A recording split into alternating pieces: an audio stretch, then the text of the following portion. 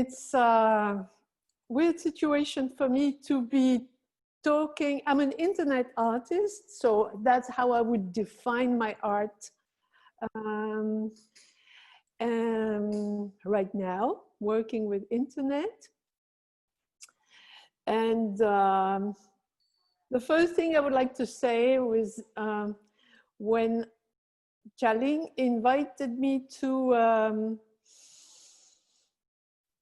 for the Zoom session, was the first thing I expressed was my Zoom fatigue. We're all sort of zooming away our life from yoga class in the morning to openings in the evening. And it reminded me how something like Zoom is just everything, well, the opposite of everything I liked, I enjoyed, that thrill. I'm going to tell you a little bit about my work on internet and just follow it from my screen.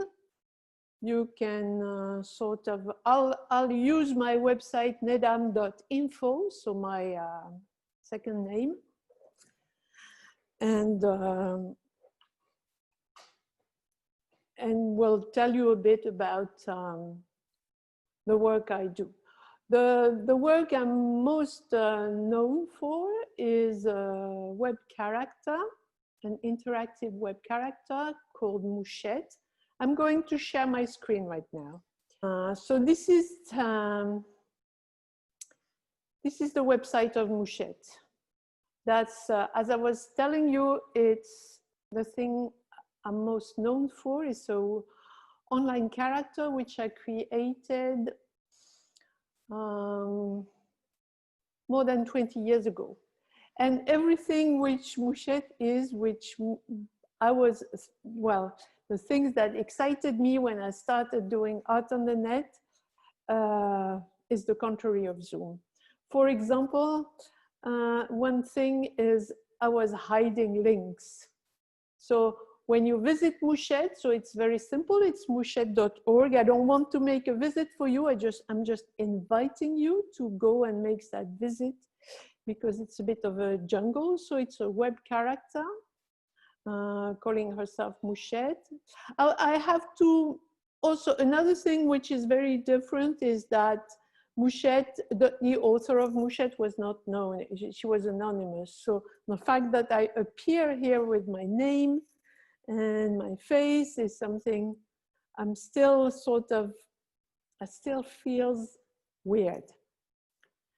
Because Mouchette was this anonymous character. Of course, very soon people understood it couldn't have been a little girl of 13 years old. But nobody knew who was behind. So, so in Mouchette, things are not easy to find. You could say it's a bit of a jungle. What the web is now, where everything is really well mapped out, and is just what we didn't want. We really wanted people to go on a search, on an adventure. So that's why I want to sort of point out. So I wish you will, if you're interested, that you will take time and go and visit Mouchette on your own. But I want to tell you that when you visit Mouchette, you have to look for hidden links. For example, the way you look for hidden links is just to see where there's nothing and the links comes up. So I don't know if you notice it. For example, there's no particular sign and suddenly you see a link. At the time, it was very funny to hide links, and the way we used to hide links was to put a transparent GIF. So here under is a transparent GIF. That's why you see nothing. But on this GIF is a link that will lead you to somewhere. Or for example, here, when you roll over Mouchette's picture, then you will see something. You will enter a part of the interactive site. So imagine, so let's say I go into this interactive link. I see it says Mouchette.org blind index, and it's very loud. I don't know if you had it, it's very loud. Do you hear the sound of my computer or not? No, you don't. Okay. So I do, so it was sort of, so I engage you to go there, and the reason why I thought here behind this link, which is invisible in the middle, where you see the cursor transformed into a hand, if normally when you click on it, you might have very different things. So not only is the link invisible, but it leads to different things. And even if you want to, here, you see I'm linking, here there's also, the sound is not present, but I invite you to try this link. And even if you would bookmark it, this link called Blind Index, you will see different things under this. I wanted also to hide the most difficult work. For example, this work, which is a bit scary, a sort of mini snuff movie. So I'll go back to, I just wanted to give you a sort of, not guide, but warning or invitation, more that, to look for things and to go on things where you, on an adventure, for hidden links, for unexpected things. If you, like say, if you click on this link, you come into a page. Oh, I have character problems.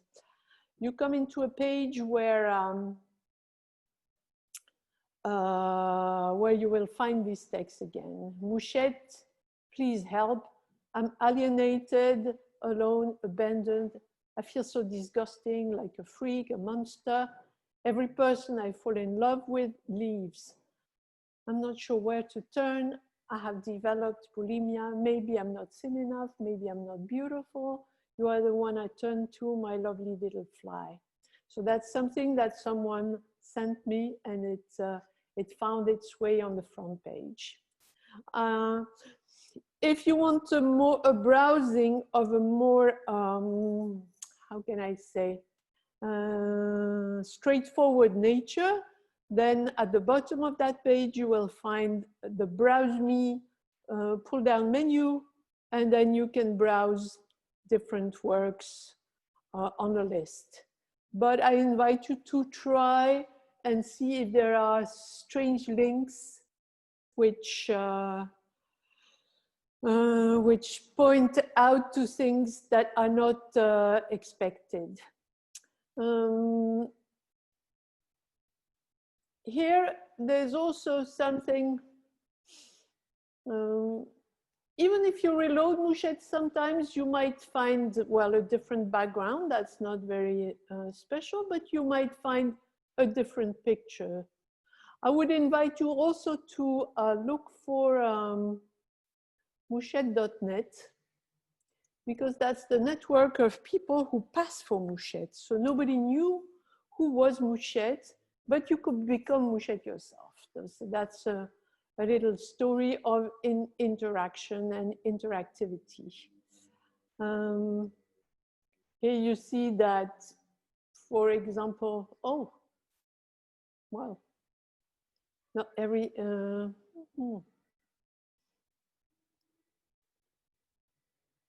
no, sorry. The nice thing with the web is that you get a lot of mistakes. Actually, you can be part of Mouchette's network. You could even put works inside the website of Mouchette. But I won't go into too many details. I just want to sort of point out to the many different interactive parts of Mouchette. So most of the things I did since the web existed, I was already an artist. So I was already doing things before the web came about. but most of the things I did since then were virtual characters and online. So if you go to my website, neddam.info, you might link onto online character, and you'll see that you can visit different character, have explanation and visit them. They all have their own website. One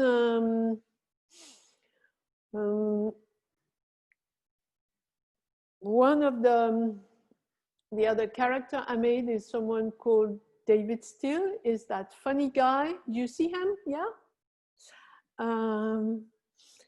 That funny guy who proposes you to pass for him. So you can email not to David, but as David. Here it says, hi, my name is David Steele. Have you ever wanted to pretend that you were someone else? Here you can, if you want to, you can use me to send someone else an email. Just use the form below. Or you can send a test, or you can send ready-made messages.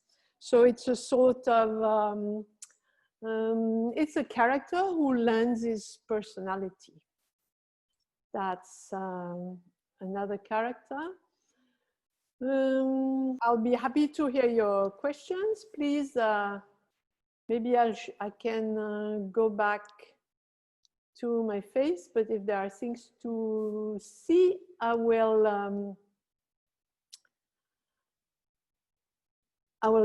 share the screen again. So please, I welcome your questions.